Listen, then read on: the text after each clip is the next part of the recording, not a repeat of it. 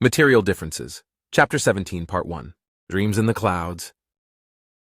Jaeger took a moment to glare across the office at Figs, who was still browsing the guns like an old lady inspecting every single piece of fruit looking for the perfect one. It seemed like he was entirely oblivious to Jaeger's glare, even after his growled outburst, so with a sigh, Jaeger realized he was going to have to be more direct. "No, we're not killing anyone tonight." "What? Why not?" "It's perfect timing." Figs looked up for a moment before plucking a Mossberg off the rack and hefting it in his large hands a moment before shaking his head and putting it back, still searching for what weapon he wanted. "Because as I mentioned, I'm tired. It's been a very long day. I got up early and it's now very late and I'd like to sleep." Jaeger rambled a little. "Oh, come on, Sarge. When did being tired ever stop you? You were going strong for 40 hours of combat during that snafu on Tilonas. Hell, you were outpacing the rest of us despite being baseline. You're a legend! What's just a few extra hours tonight compared with that?"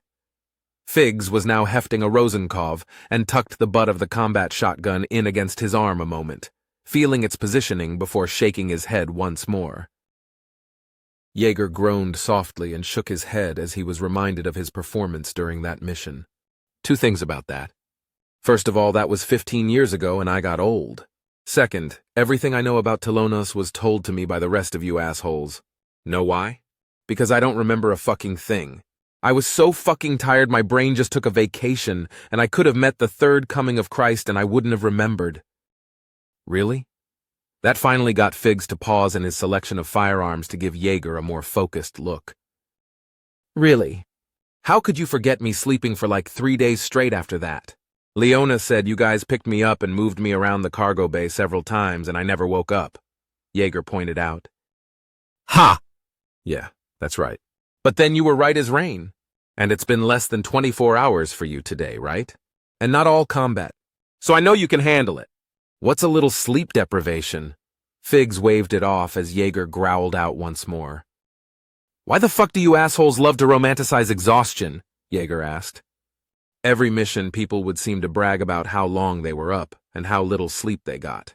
That shit isn't a badge of honor or a medal of accomplishment. It's fucking dangerous is what it is. Have you forgotten that you can recharge unlike me? It's a vote of confidence in your skills, Sarge, Figs explained then with a shrug. I'm saying even when you're tired, you're one deadly son of a bitch. It's a compliment. Jaeger sighed and pinched the bridge of his nose a moment. Have you done any proper recon? Can this be done quickly? It's just a local jumped-up thug parading as a crime boss or underboss, maybe. Figs shrugged it off. He needs to be made real dead real quick, but I doubt he'll be much of a challenge. Figs, you fat lazy sack of shit, what have I fucking told you about proper recon? Jaeger exclaimed then as he tossed his hands up in frustration. Never expect a mission to be easy. Never expect a kill to be smooth. I already had my share of near-suicidal reconless missions today when I raided a hive with Tanya. Wah! Figs gasped out at that. You two raided a hive without me? What the shit? Where was my invite? The massive synth was more concerned that he had been left out of the action rather than the lesson Jaeger had just tried to remind him of. It wasn't something I fucking planned, Jaeger growled back. I went to grab her, and the suicidal drunk was about to go full Section 16 killing a bishop. I had no choice but to go in with her, so I could pull her ass back out once it was over. And now here I find you about to do the same shit. Jaeger waved his hands at Figs. Figs just clucked his tongue a moment. Come on, Sarge, you can't throw me in with that crazy Rusky. Her poetry is enough to make anyone suicidal, just like her mission planning. I've got his location and the entry points mapped out. I just haven't felt like wasting time setting up to observe his patterns for a few days, or checking out his subordinates. It's not like any of them could stop a revenant. Watching patterns and researching subordinates is the whole fucking point of recon, Jaeger gasped out. If you don't, then who knows what might surprise you in the middle of a, oh, why the fuck am I even bothering? He huffed as he changed tactics. I outrank you. Does he pose a serious or dire threat tonight? I mean, he's armed. And probably dangerous to normal people, Figs offered with a shrug of his broad shoulders. No. Jaeger sighed and clenched his eyes shut a moment while rubbing them. I mean, if you don't kill him right now, is he going to murder someone you care about or blow up a building or some shit? Oh, no. It's more of an end-of-the-week thing, 'cause he's been threatening my business if I don't pay him protection money. I gently turned his tax collectors away, so he stepped up his threats. See, what I would really love to do is just walk up in there and kick the door to his office so hard that it flies off its hinges and across the room to crush him against the wall, and I'd be all like, "What's up, bitch? Revenant in the hoose!" But then, that might draw attention. Figs explained with plenty of hand motions and pantomiming to really try and sell his plan. "You think?" Yeager cut in with enough sarcasm lacing his tone to fatally poison lesser humans. "But you're here. So a two-man hit team? Way more believable. Especially considering how many vets are out there these days with the skills similar to ours, even if not as good," Figs pointed out then. "You know what would be even easier? A single shot from a high-powered rifle. 1 kilometer away," Yeager retorted as he crossed his arms and glared. "Oh, where's the fun in that?" Figs asked with a scoff. "It's gotta be up close and personal." Ugh, this is the problem with you specialists. You always have to do it your way. Tabori isn't happy unless he's breaking some new long-distance goal he set for himself. Cove isn't happy unless everything explodes, and you aren't happy unless you get the job done with a shotgun or power hammer. Yeager grumbled. "That's not true," Figs protested. "I was also pretty happy if the mission involved a lot of drugs." "What mission involved a lot of—" "Oh, right." Yeager trailed off as several memories came back to him. "Even as I said that, I realized what you meant." "Yeah, I was about to say if you forgot all the drugs, then you must be suffering from early-onset old-timers. You going to start wearing your pants up around your chest and waving your cane at kids on your lawn?" Figs asked, with a brilliant white grin. "You're older than me, fuckhead," Yeager growled back. "Woo! Old man Sherman really is crotchety today?" Figs kept up with another chuckle. "You know, I sure as shit am, and I'm pulling rank. You're taking me to your place so I can sleep. We're not killing anyone else tonight," Yeager insisted with a shake of his head. "Anyone else?" Figs asked, and then Yeager blinked as he realized he'd slipped up. Like, in general?" He tried to wave it off unconvincingly as Figs gave him a suspicious look. "Who'd you kill?" He pressed and Yeager groaned as he realized he might as well come clean. "Just some human supremacists who tried to mug me." He shrugged and idly scratched the side of his neck as he tried to make it seem like no big deal. "Poppers? Well, you did everyone a favor. But, I gotta ask, why would some random poppers just try to mug you? That's not their usual style." Figs crossed his arms and gave Yeager a closer look. "I might have antagonized them a bit at the spaceport," Yeager confessed with a sigh. "Oh, so it's okay for you to kill some people without proper fucking recon or the like, but not me? Typical Sarge keeping all the kills for himself." "Greedy, greedy, greedy," Figs scoffed with a slow shake of his head. "Oh, fuck off," Yeager finally growled out as Figs just chuckled. "I outrank you, damn it. Put your guns away and get your ass moving to your penthouse. I'm not killing anyone else tonight." Of course, you start losing an argument and then you're all like, "Oh, look at me with my fancy stripes outranking you. That's cheap and you know it." Figs rolled his eyes and then smiled as he made fun of Yeager. "Tomorrow or something. We'll go get Brandy Lynn, then kill whoever it is. Okay? 3 is better than 2, and I'll get some sleep so I can stop being a cranky old Sarge." Yeager tried to offer with a sigh. "Really, once you started complaining, I figured we'd hold off. I just liked making you bitch." Figs explained with a chuckle as Yeager glared at him. Stepping back over to the secret artwork gun rack, Figs hit whatever button he needed to make the assembly roll back into the wall and seal up like nothing had ever happened. "And to think for some crazy reason I came all this way to see you. What a colossal error I have made," Yeager said with a slight mournful shake of his head, which made Figs laugh once more. Walking over, he wrapped a large arm around Yeager's shoulders to walk with him to the door. "Honest, Sarge, I'm just teasing. We do need to kill this guy, though. Also, what even brings you around? I mean, I'm super happy to see you. but something tells me there's more to it. As they stepped through the door of Fig's office and down the back stairs of the club, he could hear the muffle music pick up a little, but it was still relatively quiet compared to his short time in the main room. Yeah, haven't you heard about the Draugr attacks? Draugr? Like Nordic Revenant? Figs asked with a surprised look, understanding the connection immediately. Aw, shit. Well, fuck, that's bad news. But no, I hadn't heard about them. Really? Jaeger frowned at that. You live in the city and you haven't heard? Figs shrugged as he led Jaeger out a small side door outside. Much like his secret gun rack in the office, the door behind them sealed up and looked like an electrical panel and part of the wall. To be honest, I haven't really paid attention to anything besides music and parties. Really? Just music and parties? Jaeger asked, a little surprised to hear Figs had been so lazy on intel. The big guy had usually been one of the better Red soldiers. Well, and drugs. His brilliant white smile made a very odd look, considering the rainbow glow of all the light sticks that made up his shirt. So it was hard for Jaeger's eyes to adjust to the darkness of the alley and the light of the sticks at the same time. It was like looking at floating teeth for a moment. All your time on drugs, music, and parties? That's a hell of a lot of time to spend doing not much, Jaeger snorted. You really have no idea how many drugs there are out there to test. Plus, keeping current on music is a full-time job all on its own. Figs shrugged it off. All that focus on being made happy by chemicals. Are you depressed like Tanya? Jaeger asked with a worried thought. What? Fuck no. Figs outright laughed at the idea. Drugs are fucking fun. I love life. Plus, I'm so goddamn good-looking, what's not to love? Figs asked, as he spread his arms wide and took a moment to flex and show off his muscles beneath his lightstick shirt. Yeah, you sure do have to work hard to keep those, don't you?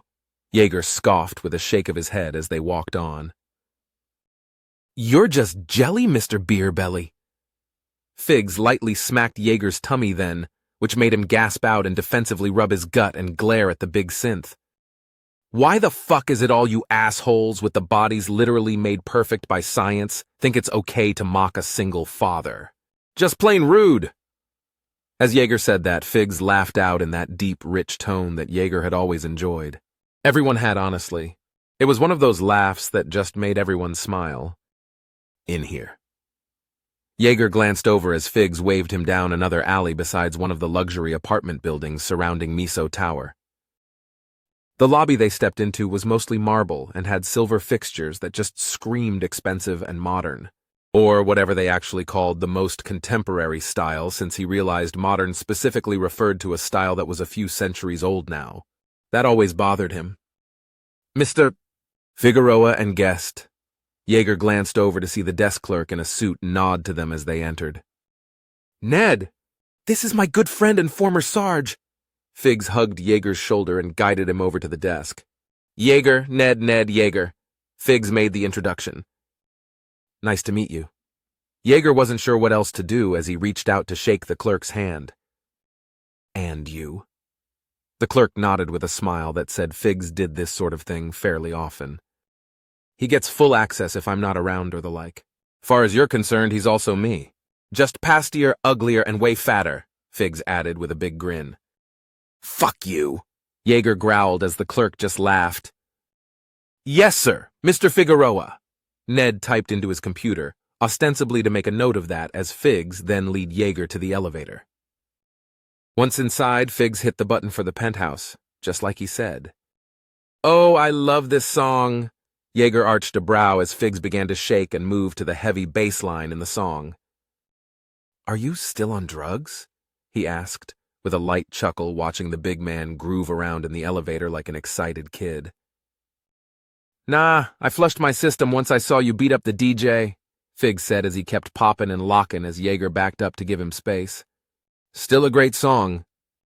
All I did was twist the DJ's arm, hardly beating him up. The crybaby. Also, don't you ever get tired of being the one-note drug guy? Jaeger asked. Aren't you concerned about what people will think of you being so obsessed with them? Fuck that. I don't have time to spare thinking about haters. Every drug I take is about enhancing and expanding upon the frankly amazing human senses. Why live in black and white when you can experience color like you've never seen? Acid expands and opens up pathways in the mind to open up entirely new possibilities you'd never dream of. And since I'm a synth, I get to reset my tolerances. I can't OD. I'll never have a bad trip. There's literally no downside. Figs explained while spinning around on the floor of the elevator. But why do the drugs then? Why not just simulate it? Yeager asked as the elevator stopped and the doors opened. They have safeties engaged on it so you don't overstimulate. I mean, technically all I'm experiencing is a programmer's absolute best approximation of the chemical effects. But their best approximation is fucking magical. Figs finally got up off the floor in a spin with a flourish before dancing off the elevator into the penthouse. Welcome to my home. Much like the office, Yeager found himself surrounded by artwork, furniture, and fixtures that all looked like nothing he'd expect. If he wasn't confident that he was looking at a couch and some chairs in the living room, he'd have thought them to be abstract works of art. They didn't look even remotely comfortable. But the overall penthouse was quite large, and he noticed a small pool out on the back. Patio? Deck? What did one consider the outside of a penthouse? There was a pool on the roof of the building just for Figs. The only room where everything looked much more like he felt it should was the kitchen.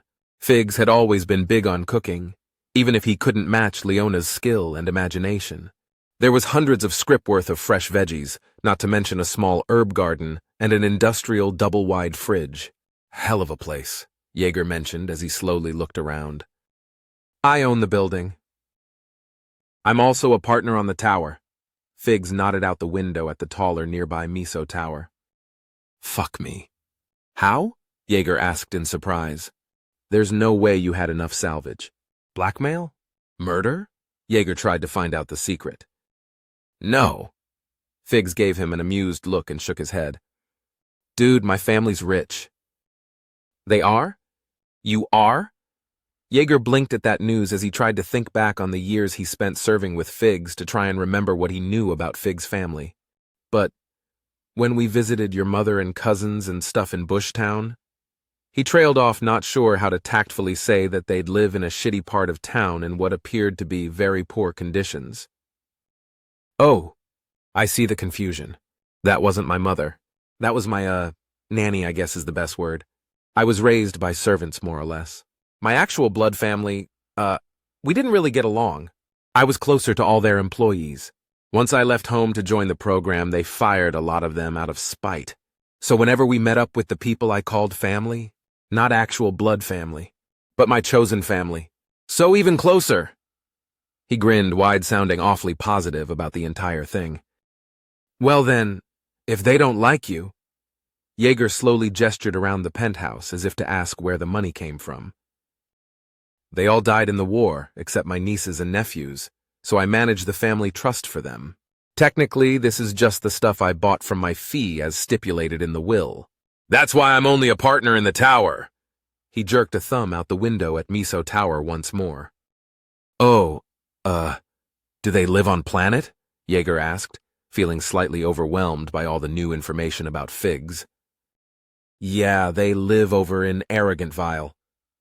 As Figs said that, Yeager nodded slowly.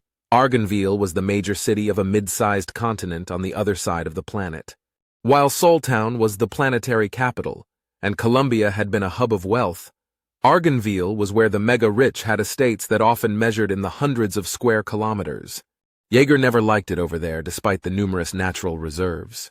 It had felt nearly feudal considering you either were the 1% or worked for them.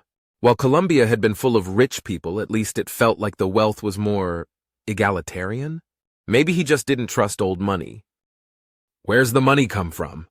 Even as Yeager asked that, he saw the stupid smile on Figs' face. Oh, don't tell me. Pharmaceuticals?